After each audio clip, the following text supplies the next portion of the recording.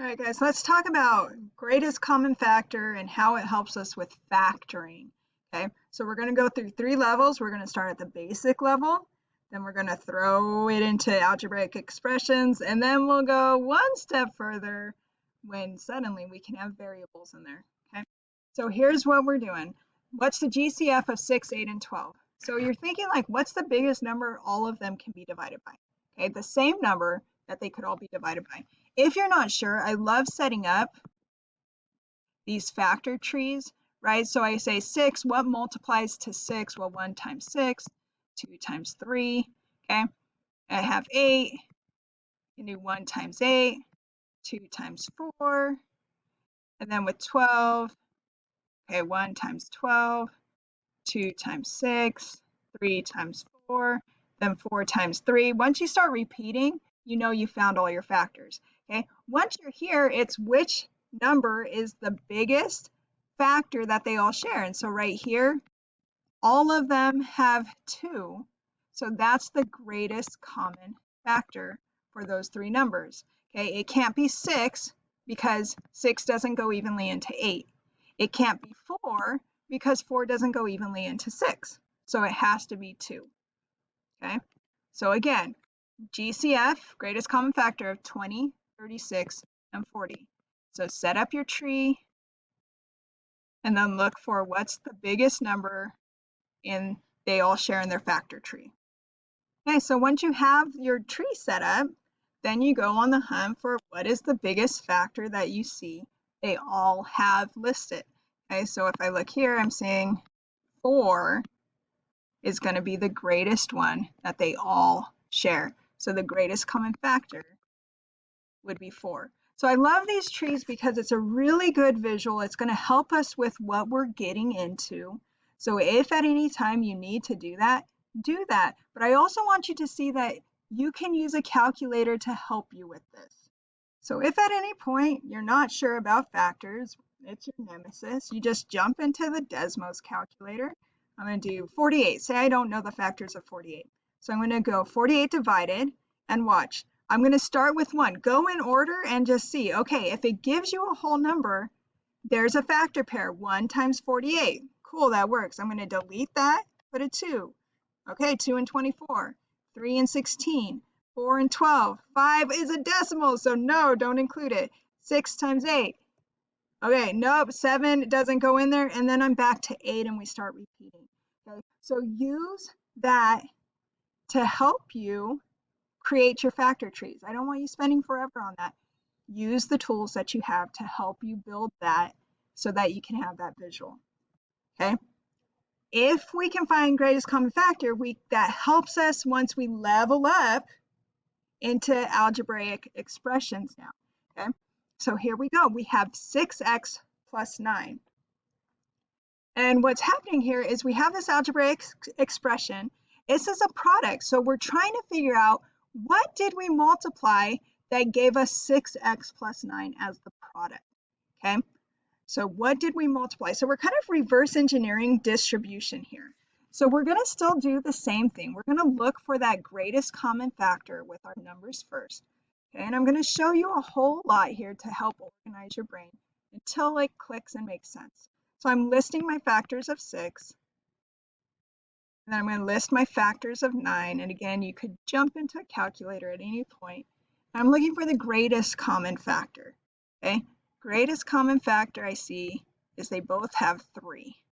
So I'm going to use 2 times 3 and 3 times 3. So I'm going to write those factors under each of my numbers here. So I'm going to have 6 is 3 times 2. 9 is 3 times 3. Okay, then I'm going to look, and I still have times x here, so I'm going to write the x here.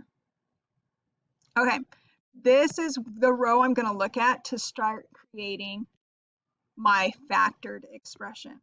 Okay, so I'm going to have my greatest common factor on the outside times what's left on the inside, and I'll show you what that means. Okay, so I'm going to look for the greatest common factor first. So greatest common factor is what do they share here and here? What do they share? Well, they both have a 3. So I pull that out. And they don't have anything else in common because there's a 2 left, there's a 3, and there's an x. So nothing else is the same. And then I'm going to look and say, well, okay, what's left is the factors that are left. So I have 2x, so that's going to come in here. And then I have positive 3, so we do plus 3.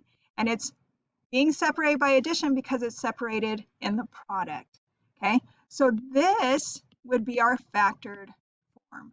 That is the goal that we are striving for, is can we create that? What are the two pieces that we're multiplying? So I have 3 times this quantity in there, right?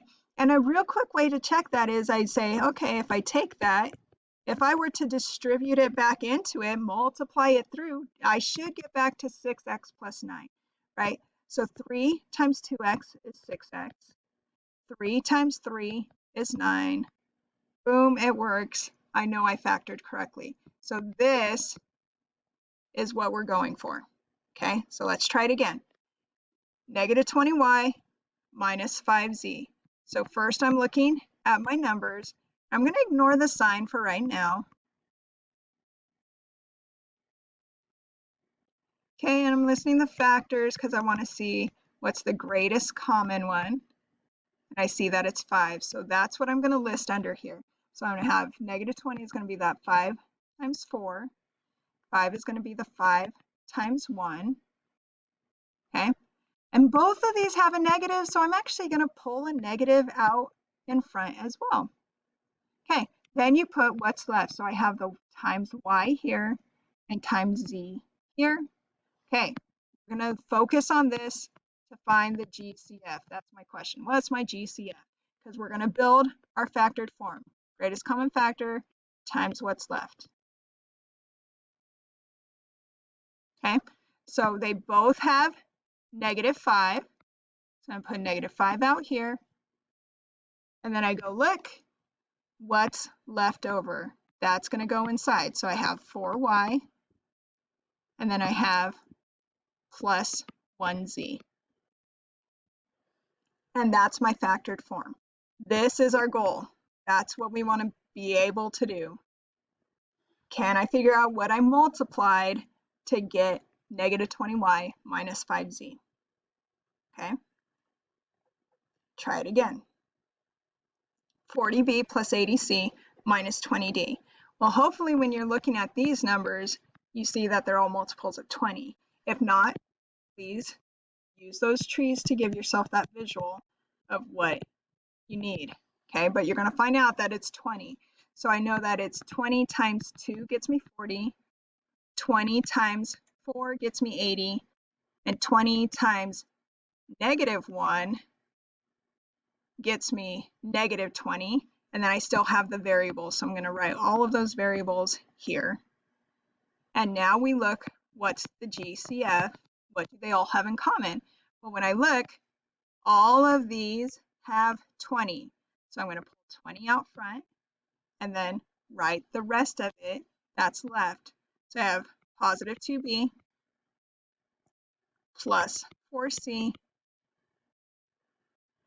minus 1d. There's our factored expression. That's the goal. Okay, can you pull it out? Can you separate? I'm multiplying 20 times this to get 40b plus 80c minus 20d. So remember, factors, 2 things I multiply to create a product. 2 things I multiply. Okay, so let's level up because this is where we really need to be. This is the skill you need to be comfortable with. Variables can be part of the greatest common factor. So let's look at what does that mean. So I have 5x squared minus 10x. So start with the numbers. Always start with the numbers.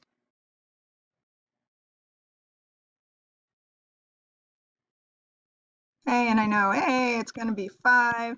So that's what I'm going to use. So I have 5 times 1, and I have 5 times 2. Okay, but this actually has to be negative 2 because this is negative 10. Okay, so I'm going to keep 5 positive, bring the negative with the 2. All right, Now we have to deal with this x squared. Look, both of my terms have an x in it. Woohoo! We have to know what x squared means. Well, if it was 3 squared, that means 3 times 3. If it's 4 squared, that means 4 times 4. So if it's x squared, that's the same as saying x times x. Okay, you have to know that. X squared is x times x. So I'm going to break that down with my factors here. With negative 10x, I still have the x, so I'm going to put that here. Okay, same process here. First, find your GCF, and then in the parentheses is what's left. What didn't you use? What factors remain? Okay, so here we go. What do they have in common? Well, both of these have a 5, but ooh, they both have an x as well. So I'm going to pull that x out, and now it's what else is left? Well, here I have 1x, and over here I have negative 2. This would be the factored expression. This is where we want to get. And I can test it if I multiply 5 times 1, right? Okay, so let me write this and just prove it real quick. So we multiply the coefficients. If you don't see it, it's 1. 5 times 1 is 5. X times x, we just said over here, x times x is x squared. Okay, learn that. 5 times negative 2 is negative 10 times the x. There's your negative 10x. It works. That's what we're looking for. Okay. Okay, let's try it again. 8w squared plus 12w. First, set up your trees, find your common factor.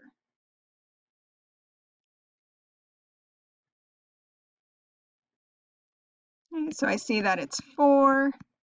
That's what I'm going to use. So I'm going to break my numbers apart first into their factors. 4 times 2 and 4 times 3.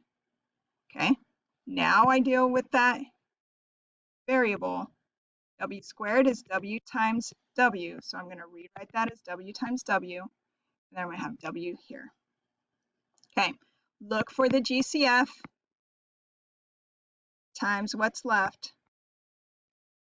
Over and over, that's our pattern. That's what we're doing. Okay, that's how we factor it. Okay, so let's look. Each of these I see 4, so that comes out. And each of these has a w. And then I look for what's left. Well, let's see. I have 2w here, and I have a positive 3 there. 4 times 2 is 8. W times w is w squared, so 8w squared. 4 times 3 is 12, times w is 12w. Woohoo! This is our factored form. Okay, one more. Negative 20m squared minus 16m. Start with the numbers. And again, I like the visual of this. It helps keep my brain organized.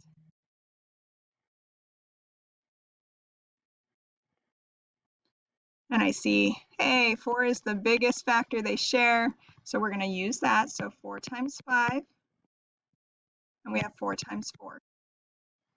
Okay. I see both of these are negative, so I'm going to pull the negative with the 4. And then I look at the variables. Remember, m squared is m times m.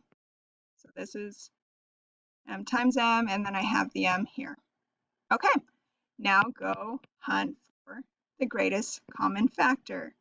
So negative 4 they have in common, and they have an m in common. So that's my GCF, and now you find what's left. Okay, what's left, I have 5 times m, and then I have positive 4. There's my factored form. All right, that's the skill you have to get used to. I love all the visuals that I'm showing you. It'll train your brain what's happening until this becomes second nature and you're like, dude, I got it. Okay, so rewind this, pause it, try it, make sure you're comfortable with this.